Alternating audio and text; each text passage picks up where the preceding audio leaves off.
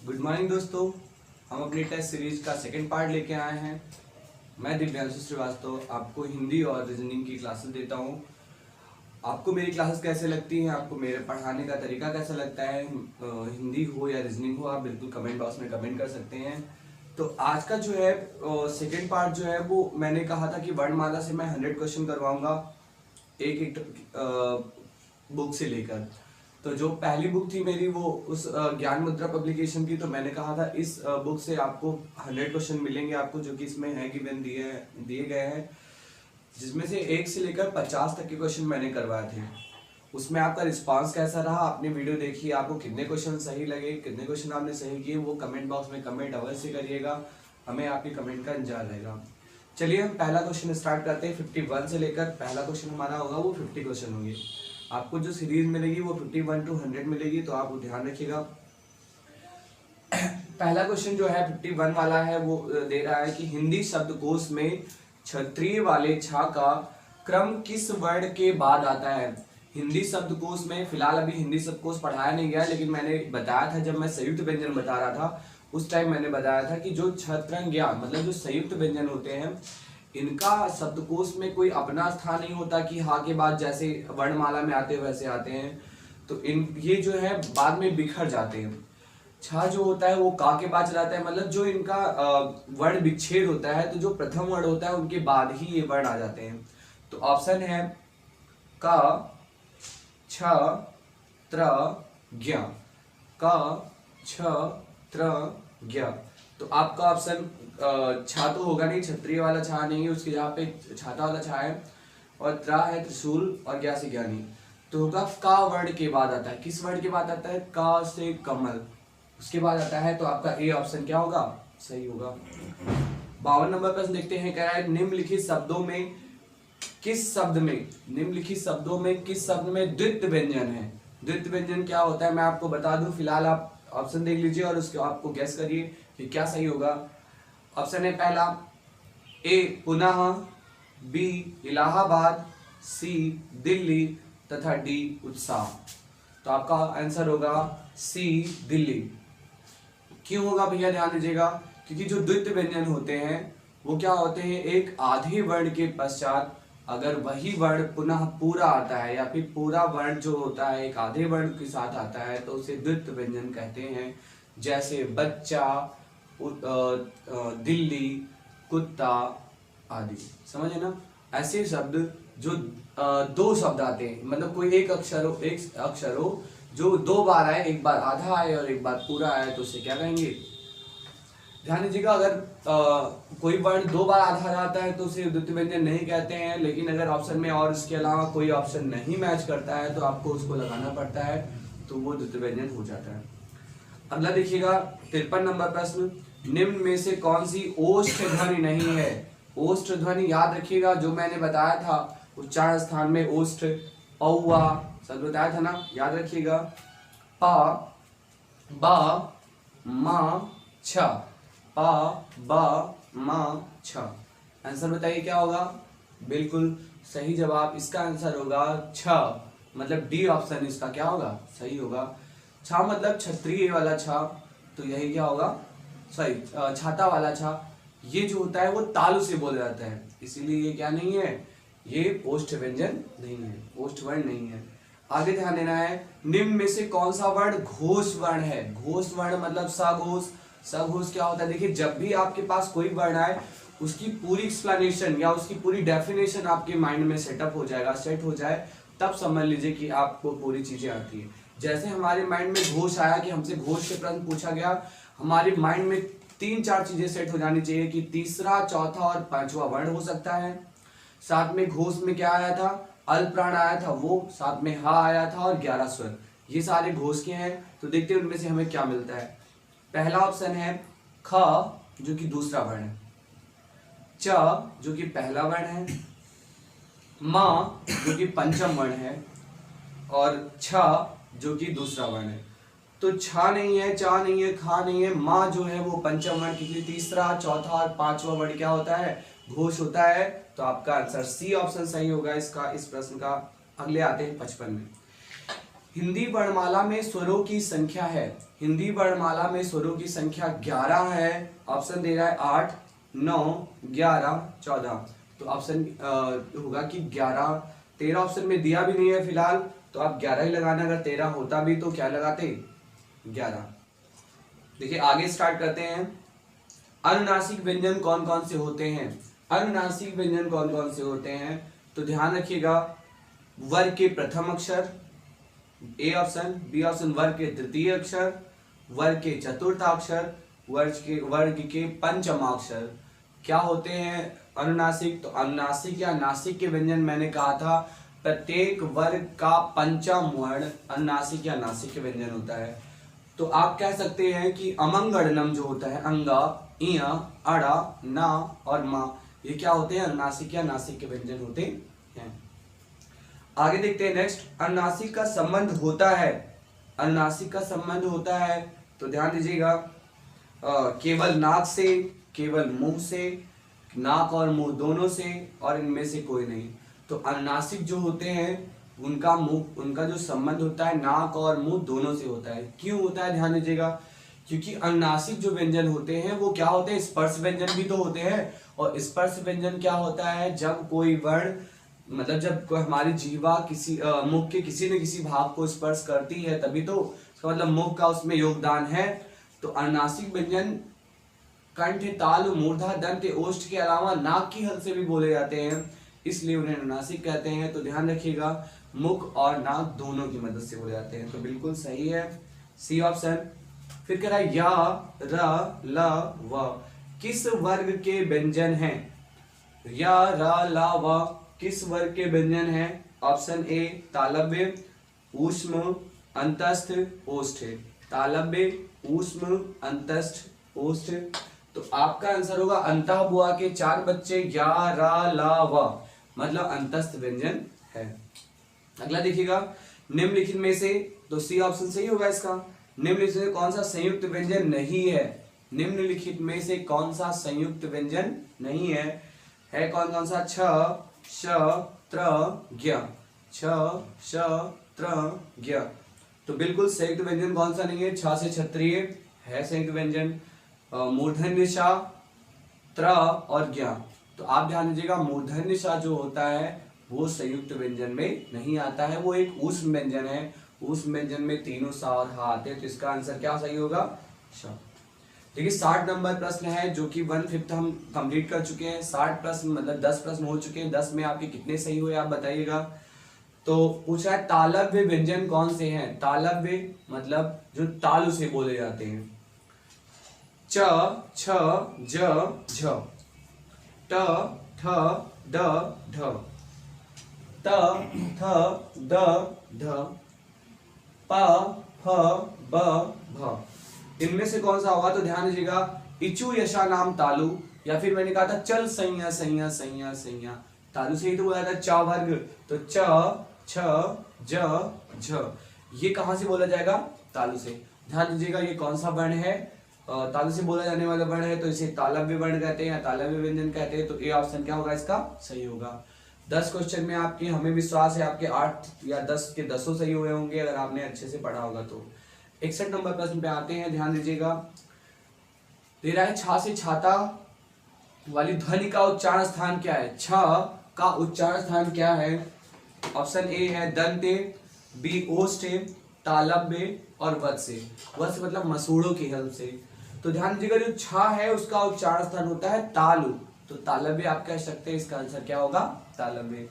फिर निम्नलिखित में से कौन सा अयोगवाह है, अयोगवाह ना तो पूरे स्वर होते हैं ना तो पूरी तरह व्यंजन होते हैं, ध्यान रखिएगा। ऑप्शन ए है विसर्ग, महाप्राण, संयुक्त व्यंजन, अल्पप्राण। तो ध्यान दीजिएगा क्या होगा ऑप्शन, वेरी गुड, विसर्ग इसका सही आंसर है। विसर्ग और जो अनुस्वार होते हैं ये अयोगवाह के अंतर्गत आते हैं, जिनकी संख्या 2 है, जो ना तो पूरी तरह स्वर होते हैं और ना ही पूरी तरह व्यंजन। तो ध्यान दीजिएगा ये तो हो गए। आते हैं 63 नंबर क्वेश्चन पे। 63 नंबर प्रश्न जो है वो कहता है हिंदी वर्णमाला में वर्ण कितने हैं, हिंदी वर्णमाला में वर्णों की संख्या कितनी है। तो प्रश्न है 50, 52, 54, 55, 50, 52, 54, 55। तो वर्णों हिंदी वर्णमाला में वर्णों की संख्या 52 है। ये यूपी पीजीटी 2005 में पूछा गया प्रश्न है। तब का लेवल बहुत लो था, तब इतनी आसान क्वेश्चन पूछे जाते थे। फिलहाल अब भी ऐसा नहीं है कि ऐसे प्रश्न बनते नहीं है, पूछा जाता है, लेकिन तब तो इतना आसान था, तो बहुत ज्यादा समृद्ध, अर्ध समृद्ध, विवृत्ति वगैरह नहीं पूछते थे। अब थोड़ा हमें क्या है, डिटेल भी पढ़ना पड़ेगा, समझ रहे ना। अगला है, इसका क्या होगा, 52, बी ऑप्शन सही है। किस शब्द में री स्वर नहीं है, किस शब्द में री स्वर नहीं है, ध्यान दीजिएगा। री मतलब री की मात्रा। कृपा ए ऑप्शन, बी ऑप्शन कृष्ण, सी ऑप्शन दृष्टि और डी ऑप्शन आज। तो क्या होगा, आज, ये तो देखते ही लोग बता देंगे, लगा लेंगे, तो डी ऑप्शन इसका सही होगा। आगे देखते हैं 65 नंबर क्वेश्चन पे आते हैं। 65 नंबर क्वेश्चन ये कह रहा है, निम्न में से कौन सा टा वर्ग नहीं है, निम्न में से कौन सा टा वर्ग नहीं है। तो ध्यान दीजिएगा, ऑप्शन दे रहा है ठा, ठ, अड़ा, घा। ये भी एकदम समझ लीजिए कि ऐसे प्रश्न है कि आप एक बना बनाया रखा है हलवा, बस खाने में मजा आना है, तो इजीली आप कर लेंगे कि कौन सा टा वर्ग का नहीं है। तो टा, ठा, डा, ढा, अड़ा होता है टा वर्ग में, 5 ही अक्षर तो होते हैं। तो फिर क्या होगा इसका आंसर, घा। घा जो है वो का वर्ग में आता है। फिर अगला दे रहा है कि निम्न में से कौन सा पश्च स्वर है, पश्च स्वर कौन सा है, ध्यान रखिएगा। फिर से मैं रिवाइज कर दूं, अग्र स्वर क्या होते हैं कि जो जिह्वा के अग्र भाग से बोले जाते हैं, जैसे ई, ए, ऐ, मतलब ह्रस्व और दीर्घ ई, ए, ऐ का उच्चारण स्थान अग्र से होता है, मध्य से ह्रस्व आ होता है, और उसके बाद बाकी सारे दीर्घ से होते हैं, पश्च से होते हैं। तो ध्यान दीजिएगा, पहला है बा, दीर्घ आ, फिर बा, जा, ठा। ध्यान दीजिएगा, ये जो दीर्घ आ है, ये यही एक स्वर भी है, बाकी सारे व्यंजन है। तो ये तो इजीली कोई भी बता ले जाएगा, क्योंकि सारे ऑप्शन ही आपने जब दिए हैं व्यंजन के, तो एक ही स्वर है, तो आंसर क्या होगा, वही होगा। तो इजीली आप कर लेंगे। अगला आता है, स्वरों के प्रकार हैं, 69 नंबर प्रश्न है, स्वरों के प्रकार हैं। पहला है दीर्घ स्वर, ह्रस्व स्वर, प्लुत स्वर, उपर्युक्त तीनों। तो आपके मात्रा के आधार पर 3 स्वर के 3 भेद हैं। मात्रा के आधार पर स्वर के 3 भेद हैं, ह्रस्व स्वर, दीर्घ स्वर और प्लुत स्वर। ये तीनों है, उपर्युक्त तीनों आंसर हो जाएंगे। अगला है 68 नंबर प्रश्न, ए आई वर्ण क्या कहलाते हैं, ए आई वर्ण क्या कहलाते हैं। तो आप ध्यान दीजिएगा, ए आई वर्ण जो होते हैं वो नासिक के कहलाते हैं, ए ऑप्शन, मूर्धन्य कहलाते हैं, बी ऑप्शन, ओष्ठ कहलाते हैं, सी ऑप्शन, या कंठ तालव्य कहलाते हैं, डी ऑप्शन। तो ध्यान दीजिएगा, ए आई आपका क्या है, संयुक्त स्वर है, और संयुक्त स्वर हमेशा 2 से ही मिलके बनेगा, 2 स्वरों से, मतलब 2 उच्चारण स्थान से। तो आप कॉमन सेंस अगर लगाएंगे तो 2 के लिए केवल एक ही ऑप्शन है, कंठ और तालव्य। फिलहाल मैं बता दूं, ए आई जो होता है ह्रस्व आ और ई से मिलकर ए बनता है। ह्रस्व आ का उच्चारण स्थान कंठ से, जबकि ई का उच्चारण स्थान तालु से होता है, इसलिए कंठ और तालु मिला तो कंठ तालव्य हो गया। आगे के प्रश्न पे आते हैं 69 नंबर पे, कह रहे हैं निम्न में से कौन सी नवीनतम विकसित ध्वनियां हैं, निम्न में से कौन सी नवीनतम विकसित ध्वनियां हैं। तो ऑप्शन है ख, ग, उ, दीर्घ और ह्रस्व उ, ए, औ, श, श।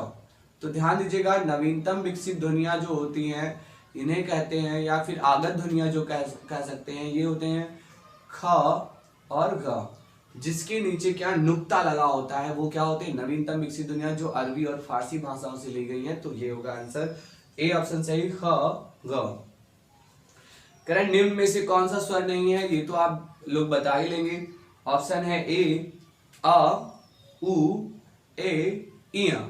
तो इया ऐसा शब्द है जो व्यंजन है, वो भी क्या है, इया जो है वो चा वर्ग का आने वाला पंचम वर्ण है, जिसे अनुनासिक कहते हैं। तो इया इसका सही आंसर होगा, स्वर नहीं है वो।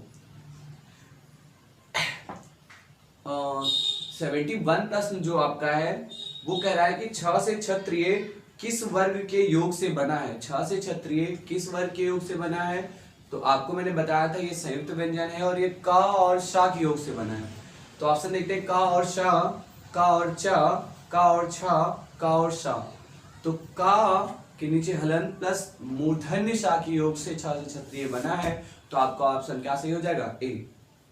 72 नंबर पे आते हैं, कह रहा है जिन वर्णों के अंत में आ आता है ह्रस्व आ, उन्हें क्या कहते हैं? तो जिन वर्णों के अंत में ह्रस्व आ आता है उन्हें अकारांत कहते हैं। क्या कहते हैं? अकारांत।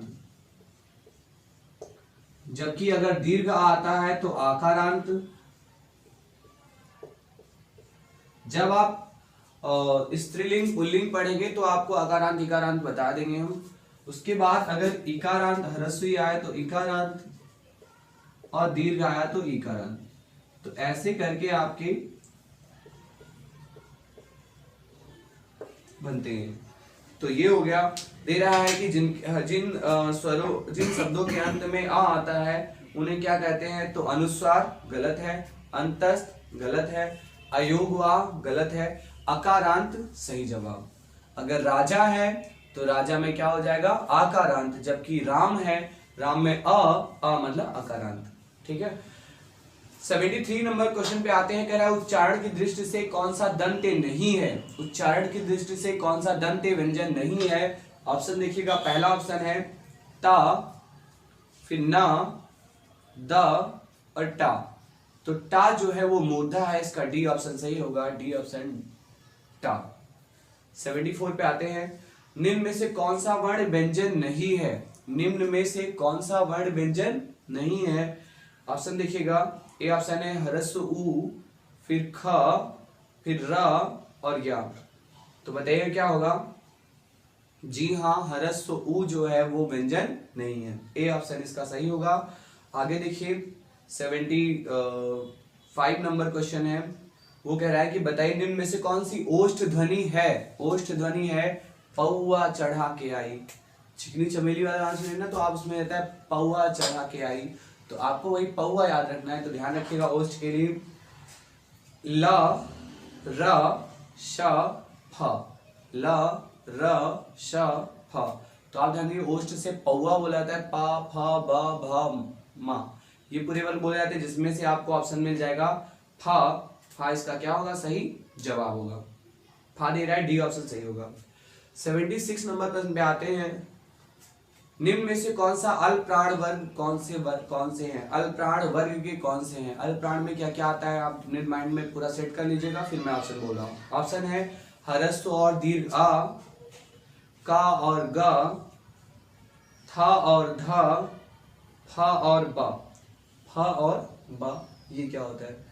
तो नेक्स्ट अल्प प्राण वर्ग में पहली बात तो मैंने कहा था सारे स्वर अल्प प्राण होते हैं, तो ए ऑप्शन ये सही है। साथ में का और गा जो है प्रथम और तृतीय वर्ण है, तो ये सही है। तो इसके दो ऑप्शन सही है, पहला और तीसरा। प्रश्न जो है आया था आरआरबी एग्जाम 2003 में। आरआरबी की एग्जाम 2003 में आया था, जिसमें इन्होंने माना था कि सेकंड ऑप्शन सही है, लेकिन फिलहाल 11 स्वर भी सही है, वो गलत नहीं है। अगर आएगा तो आप बकायदे ऑब्जेक्शन डाल सकते हैं, ठीक है ना। आगे देखिएगा, निम्नलिखित में उच्चारण के स्थान पर कौन सा मूर्धन्य व्यंजन है? कौन सा मूर्धन्य व्यंजन है आपको बताना है। तो मूर्धन्य के लिए गा और घा पता नहीं, जा और झा पता नहीं, डा और टा पता नहीं, पा और फा बताइए। तो होगा इसका डा और टा जो है वो मूर्धन्य व्यंजन है। उसके बाद हम स्टार्ट करते हैं 78 नंबर क्वेश्चन। 78 नंबर क्वेश्चन कहता है कौन सी ध्वनि ओष्ठ ध्वनि नहीं है? ओष्ठ ध्वनि नहीं है मतलब पौआ के अंतर्गत नहीं आता है। तो ध्यान दीजिएगा, पहला है पा आता है, बा आता है, मा आता है, ता नहीं आता, क्योंकि ता किसमें आता है? दंते में आता है, तो ता आंसर इसका सही होगा। Very good, clapping for you. फिर यही कह रहा है कि जिन शब्द के अंत में ह्रस्व आ आता है तो उन्हें क्या कहते हैं? तो इस 2003 में भी आया था यूपी बीएड, और फिर 2003 में ही दूसरे बार भी आया था। तो इसका आंसर होगा ओष्ठ, सॉरी अकारांत कहते हैं, इसका आंसर अकारांत ही होगा। अगला देखिएगा, 80 नंबर क्वेश्चन कह रहा है कि बताइए घा का उच्चारण स्थान कौन सा है? घ का उच्चारण स्थान कौन सा है? तो घा कहां से बोला जाता है? आपको दिमाग लगाना है, मूर्धा, कंठे, तालु और दंते। मूर्धा, दंते, कंठे, तालु। तो क्या होगा? घा जो है वो का वर्ग के अंतर्गत आता है, पूरा पूरा का वर्ग कंठ से बोला जाता है, तो इसका आंसर क्या होगा? कंठ होगा। देखिए मेरे साथ बोला करिए, आप जो भी मैं बोल रहा हूँ साथ साथ में आप भी रिवाइज करते रहिए, देखिए आपको कितना आता है। आप देखिए अगर हम वेट कर करके आपको आंसर बताएंगे तो बहुत ज्यादा टाइम लग जाएगा, तो आपको स्पीड की भी तो जरूरत है। आप प्रश्न देखिए और आंसर ना देख पाए, आपको अपने पास से आंसर ना तुरंत आ जाए, आप ऑप्शन देख के ही गेस करें, तो फिर क्या है बात की पढ़ाई, आपने कॉन्सेप्ट क्या पढ़ा है? अगर कॉन्सेप्ट आपने पढ़ा है तो क्वेश्चन बोलने के साथ साथ ही आंसर आपका आ जाना चाहिए, आपको बहुत सोचने की जरूरत नहीं है, ऑप्शन देखने की तो जरूरत बिल्कुल भी नहीं है, समझ रहे ना? तो फिलहाल आप कोशिश किया करिए कि साथ में ही हो जाए, और अगर आपको ये लगता है कि नहीं नहीं कुछ टाइम मिलना चाहिए आपको सोचने के लिए, तो बताइएगा, तो मैं एक एक प्रश्न के बीच में थोड़ा सा गैप दे दिया करूंगा, ठीक है ना? फिलहाल 50 क्वेश्चन करवाने हैं तो थोड़ा तो जल्दी करना पड़ेगा। आगे देखिए 81 नंबर क्वेश्चन है कि ज्ञा वर्ण किन वर्णों के संयोग से बना है? ज्ञा वर्ण किन वर्णों के संयोग से बना है? तो ज्ञा एक संयुक्त व्यंजन है, कहां से बना है ध्यान दीजिएगा, जा और इया के संयोग से, जा और इया के संयोग से, उसमें जा में हलंत नहीं था, इसमें जा में हलंत है। जा और धा के संयोग से, जिसमें जा में हलंत है। जा और या के योग से, जिसमें कोई हलंत किसी में नहीं है। तो इसका ऑप्शन क्या होगा? बी ऑप्शन सही होगा। जा के नीचे हलंत प्लस इया के संयोग से ही ज्ञा बनता है। कहीं कहीं आपको गा और या के संयोग से या गा और इया के संयोग से, लेकिन वो गलत हो जाएगा, ध्यान रखिएगा। ज्ञा ऐसे नहीं होता कि गा और इया के संयोग से बन रहा। 82 नंबर कह रहा है अघोष वर्ण कौन सा है? अघोष वर्ण कौन सा है? तो ध्यान दीजिएगा अघोष में क्या क्या आता है, पहला दूसरा वर्ण आता है, उसके अलावा तीनों शाह आते हैं, बस इसके अलावा कुछ भी नहीं आता। आते हैं ह्रस्व आ, ज, ह, श। शाह आया, वही शाह क्या होगा? सही होगा, क्योंकि शाही से बोले जाते हैं, जबकि जा जो होता है वो चा छ जा तीसरा वर्ण है जो कि घोष है, समझिए ना? तो इसका आंसर होगा सा, डी ऑप्शन। 83 कह रहा है छा ध्वनि किसके अंतर्गत आती है? क्षत्रिय वाला छा जो होता है वो किसके अंतर्गत आता है? पहला मूल स्वर, तो बिल्कुल नहीं। घोष वर्ण, बिल्कुल नहीं। संयुक्त वर्ण, बिल्कुल हाँ। तालव्य, बिल्कुल नहीं। तो इसका होगा संयुक्त वर्ण या संयुक्त व्यंजन के अंतर्गत छ से क्षत्रिय आता है। 83 के बाद 84 नंबर क्वेश्चन पे आते हैं, कहता क, ग, ज, फ।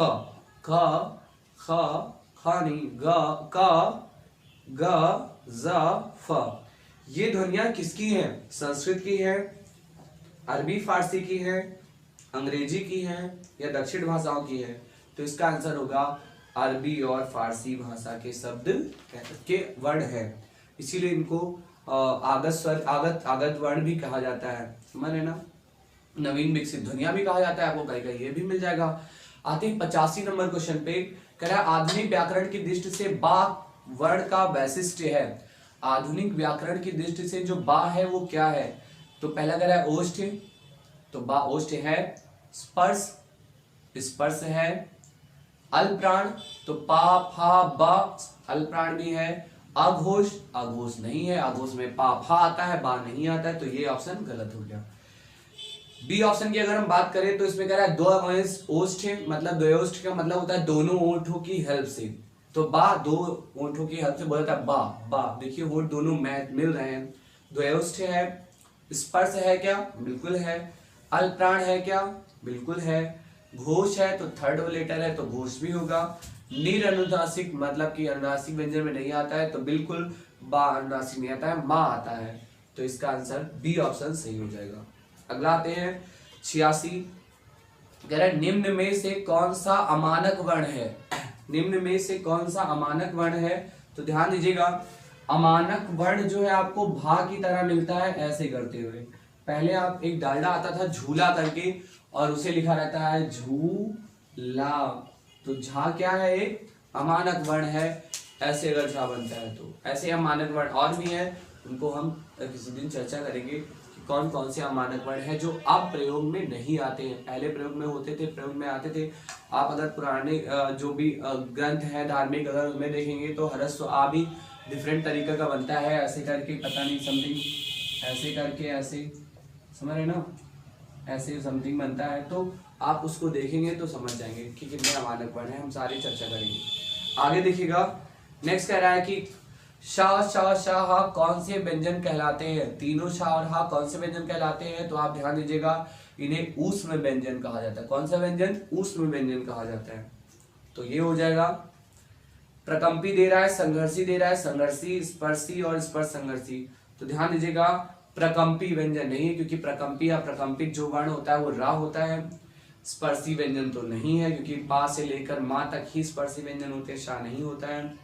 अगला संघर्षी व्यंजन, लेकिन संघर्षी में जो होता है वो मतलब उस संघर्षी आ जाता है, जबकि स्पर्श संघर्षी व्यंजन अलग है। तो अगर आपका ऑप्शन स्पर्श संघर्षी और संघर्षी दोनों मिलता है तो आप संघर्षी पे टिक करेंगे। तो इसका आंसर होगा सी ऑप्शन, संघर्षी व्यंजन है। निम्न में से कौन सा घोष वर्ण है? घोष मतलब तीसरा, चौथा, पांचवा वर्ण। तो पहला ऑप्शन है ब, पहला ऑप्शन है ख, च, म, ठा। तो ठा जो होता है, टा, ठा दूसरा वर्ण नहीं है। खा जो है दूसरा वर्ण नहीं है, ये भी घोष नहीं होगा। चा जो है पहला वर्ण, ये भी नहीं होगा। तो मां जो होता है पंचमा अक्षर है और ये घोष हो जाएगा। सी ऑप्शन सही है। स्थान के आधार पर बताइए मूर्धन्य व्यंजन कौन सा है? स्थान, उच्चारण स्थान के आधार पर बताना है कि मूर्धन्य व्यंजन कौन सा है। तो क्या गा और घा मूर्धन्य है? नहीं, ये कंठ है। आगे जा और झा, ये भी मूर्धन्य नहीं है। डा और ढा, ये मूर्धन्य है। तो आपका सी ऑप्शन सही है। पा और फा ओष्ठ है, तो हो गया। वॉबल को हिंदी में क्या कहते हैं? 90 नंबर प्रश्न है, वेरी गुड। वॉबल को हिंदी में क्या कहते हैं? तो वॉबल को हिंदी में स्वर कहा जाता है। ऑप्शन है अक्षर, गलत है। व्यंजन, गलत है। स्वर सही है। समृद्ध, गलत है।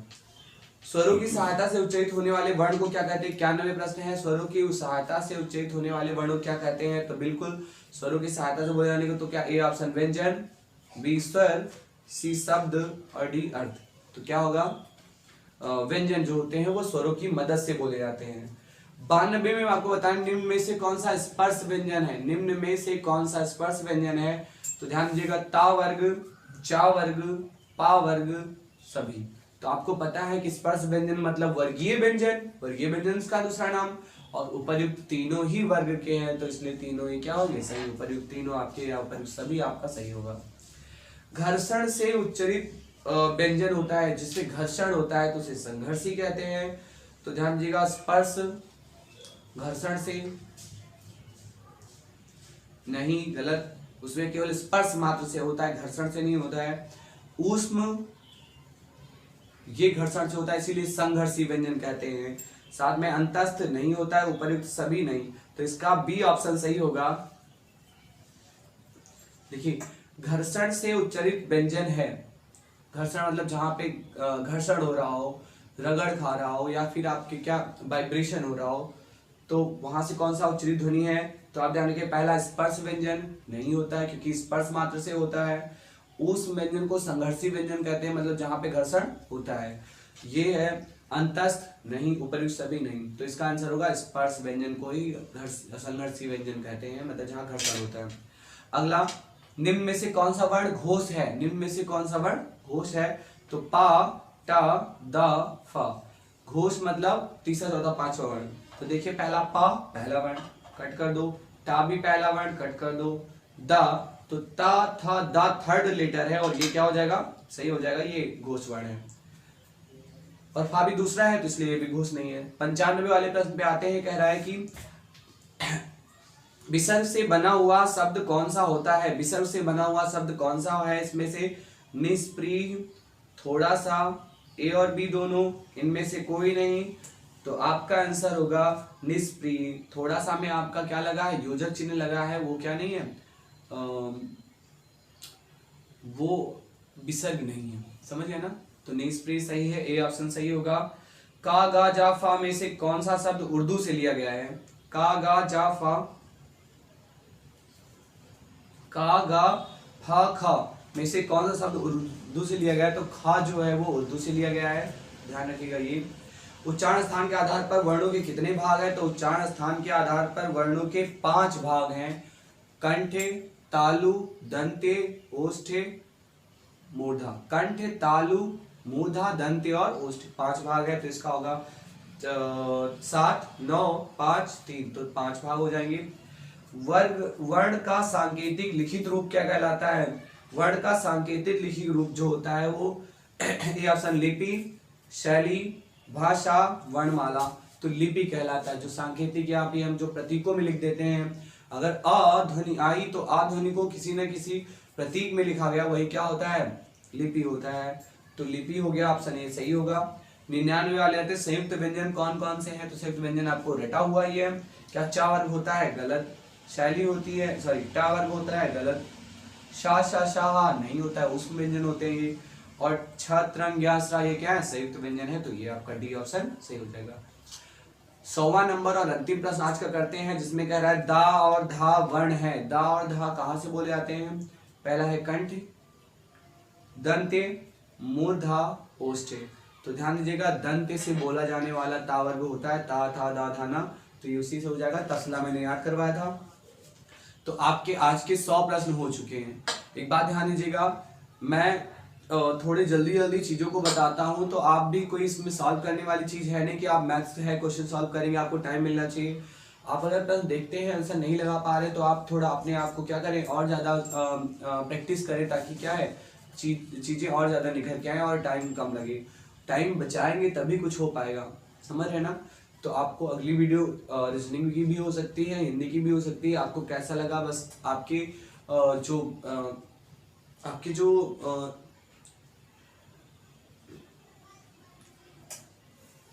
आपकी प्रतिक्रिया, आपकी जैसी प्रतिक्रिया होगी उसी हिसाब से हम वीडियो बनाएंगे।